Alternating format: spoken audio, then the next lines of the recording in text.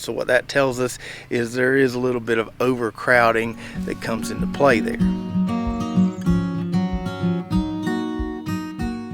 What's up, Lazy Dog fam? Hope all you are having a fantastic day. It is Wednesday, February 14th here in South Georgia, which usually means tater time, but we're not quite ready yet.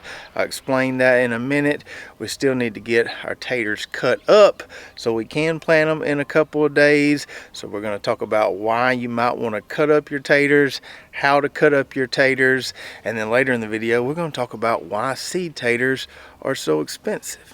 So over the last few weeks on our videos, we've been busy getting our tater beds ready to plant. So we started by getting these two long skinny raised beds ready to plant, a couple small plantings of taters. We flipped the vegetation in these beds, added some coop grow fertilizer, some worm castings, and some mushroom compost to top them off. Then we also got this in-ground plot ready, had to pull a few ochre stumps, rake out a few weeds, and we also added a thin layer of this nice wood chip compost on top. So my tater spots are ready, but I'm not, because in a couple hours I've got to jump on an airplane, head to Nashville for a few days, got to speak at a marketing conference up there.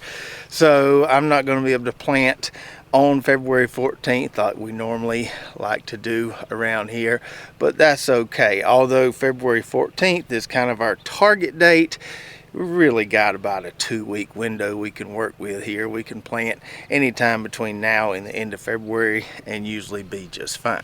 And I also haven't gotten around to cutting up my seed taters, which is something I like to do a few days before I plant. So now let's talk about why you should or shouldn't cut up your seed taters. So if you've been part of the Lazy Dog fam for a while now, you may recall an experiment we did a couple years ago in this plot beside me where these raised beds are now. We planted a row of whole taters and we planted a row of cut taters to see if there were any significant differences in harvest weight. And so we had the same row length of whole taters versus cut taters, and what we found was, yes, we did harvest more pounds of taters from the row where we planted whole taters versus the row where we planted cut taters, but it wasn't twice as much. So if you plant the single whole tater here, you will harvest more pounds than if you plant just half of it, but you won't harvest twice as many pounds. So what that tells us is there is a little bit of overcrowding that comes into play there. So let's use some arbitrary numbers to make this a little more clear. Let's say I plant this whole tater here and harvest 3 pounds. But if I cut it in half, plant one of those halves, I'm only going to harvest 2 pounds. But if I plant both of those halves, I'm going to end up getting 4 pounds, which is more than the 3 pounds I got from planting it whole. So if you're limited on garden space, but you've got plenty of seed taters, maybe you've got a boatload saved from the previous season, or maybe you went to the feed and seed store and just bought a big 40 or 50 pound bag of seed taters, then yeah, you might as well just plant the whole taters. But if you've got plenty of garden space and you want to get more bang from your buck, you want to get more ROI on your seed taters, it would behoove you to cut them up as we're about to do.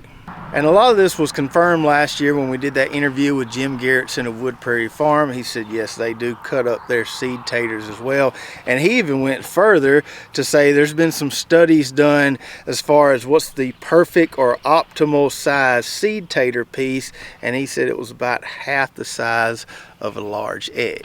So we've got all our seed taters here. We pre-sprouted these in a closet and they've just been hanging out under the barn in these tubs for the last few weeks. These smaller quantities here are what's going to go in the raised beds, and then we've got 5 pounds of 3 different varieties here that are going to go in that in-ground plot. So let me give you a few examples of how we would cut these, or some that we may not cut at all. So here we've got a rose gold seed tater, got 5 or 6 nice sprouts on it, and this is about the size of an egg. So we pretty much want to cut this one in half, but I want to try to get equal amount of sprouts on each piece. So in some cases I may cut it this way, in some cases I may cut it this way. For this one here, looks like just cutting it right in half like that gonna work pretty well. So there we go, we've got our 2 pieces. But for this rose gold tater here, looks like most of the sprouts are kind of on this top end here. So instead of cutting this one like we cut that last one, I'm going to cut this one across like this right here.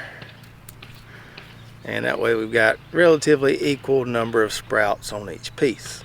Now for the Charlotte variety here, some of these are about the size of an egg, but some of them are kind of small. So for that little nugget right there, I'm not going to cut that at all. We're just going to plant that one whole. I could cut it, but going by that kind of half an egg rule, we're going to leave that one whole. This one here, I will cut, and looking at the sprouts there, I think we'll just cut it in half that way to give us 2 pieces. Now let's look at one of these big Huckleberry Gold Taters, which is about the size of 2 eggs. So we probably need to cut this one more than once. Let's look at where our eyes are here. I may cut it down the middle long ways like that, and then I'll cut it again this way. We could probably cut that again if we wanted to. I think I'll just leave it in quarters. Let's cut this piece here. So we'll take a big one and we'll get 4 pieces to plant. Uh-oh, dropped one. And you can get more frugal with this, like I said, if you want. You can just leave 1 eye per piece. But going by that half an egg rule, I think quartering up those big ones is going to be all right for us. Alright, so we got them cut up there, and now you can really see the color differences as far as the inside goes. That purple Viking looks a little more like a red tater. The Baltic Rose, which is the best tasting one of them all in my opinion, you can see just how yellow the inside of those are. Huckleberry Gold's pretty yellow too. Charlotte looks pretty nice and yellow. They all look tasty. They're all gonna be good. And also, hopefully now you can see just how much you get once you cut them up. Even with these 1 pound quantities here, you can see we've got quite a few there. Once we cut them up, we've got more than enough in these 3 tubs here to cover those 2 long, skinny raised beds.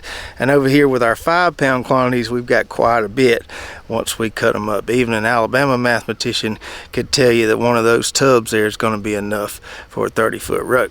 Now a lot of the old timers out there have their own little set of tricks that they swear by, and so a lot of them will coat their taters once they cut them with sulfur, lime. You hear all kind of different things people use to coat the cut surface of the seed taters there. I don't coat mine with anything. I've tried coating them with stuff in the past, couldn't tell it really made a difference. So I don't coat mine. We'll just put them back under the barn for a few days. We don't want to plant them like this right after cutting. We do want to let this kind of wound here heal, process we call suberization.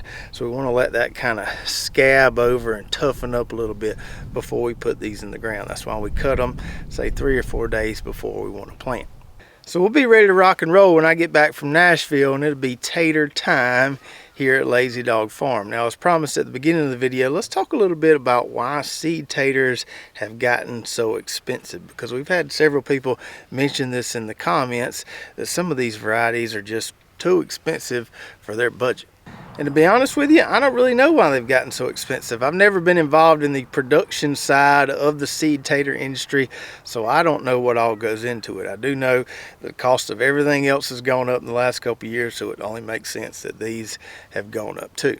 Now, if your seed tater budget is limited this year for whatever reason, yes, you can always grow seed taters from the grocery store that have been sitting in your pantry or cupboard. They've got sprouts on them. You can always plant those. If you've got local feed and seed stores in your areas, a lot of times you can go there and you can buy a big old bag of red taters for, say, 40, 50 bucks, and one of those bags, man, you can plant a heap of taters. A lot of times people will get one bag and split it amongst several families. That way they've all got enough to grow. But for me personally, I just like growing these kind of specialty gourmet type taters because they look pretty, they taste a lot better in my opinion. If we were in a survival situation, yes, I'd go to the feed and seed store, get me a big bag of red taters. I'd plant a whole plot of red taters, and I'd just grow red taters because they were cheap and that's what we would need to survive. But we're not in a survival situation, and part of this is fun. It's a hobby, and even though these may be a little bit more than we want to pay for them, still cheaper than golf.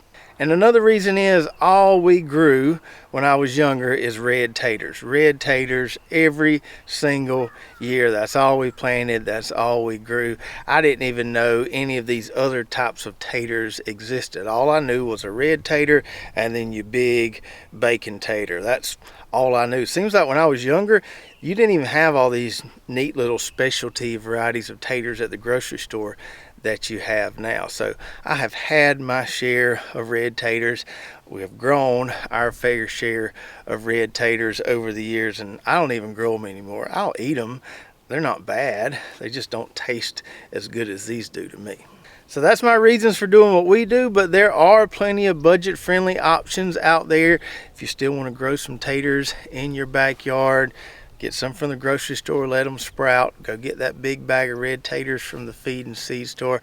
Lots of good options out there that should allow anybody, regardless of their situation, to grow their own taters. And that's what we want to see. We want to see people in their backyard growing their own taters and enjoying spending time with their family out there planting and harvesting those taters. So I hope you enjoyed the video today, and if you want to try some of these varieties that we're growing, you can get them on Wood Prairie's website. Be sure to use the code LazyDogFarm to get a discount. And if you want to see that video where we compared growing whole taters versus cut taters and the yield results between the two rows, you can watch that right here. So check that out, and we'll see you next time right here at Lazy Dog Farm.